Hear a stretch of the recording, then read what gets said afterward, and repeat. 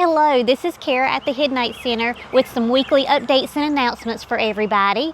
First off, we've got our line dancing on Mondays, junior Appalachian musician classes on Tuesday, and then our kids arts and crafts on Thursdays. Now there's only a couple more weeks left for jam and kids arts and crafts, so if you want to take part in that this year, make sure you go ahead and do that. Registration you can do online or call into the center and we can take care of that for you.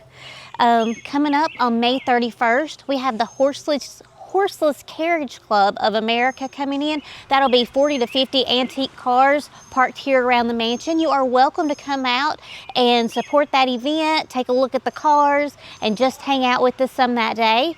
Also, coming up into the month of June, we have 2 weeks of kids summer camp. First week is with the re-artist Jeff Mincer, and the second week is pottery with Kim Sappos. So again, both of those registrations are online.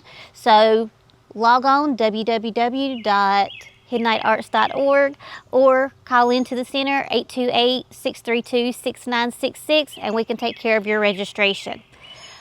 Last but not least, for our classes, on June 14th, we have Amy Bar coming for wild herbs and foraging.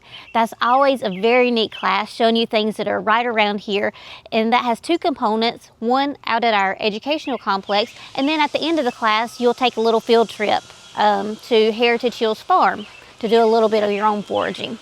Now our big announcement for the week is our Summer on the Square concert series. We finally have those dates announced and we have our bands, so here they are. On June 7th, we are partnering with Alexander County Government to bring you Dirty Grass Soul. And then our next 2 dates are full of local favorites. On July 12th, we're having Shakedown Band.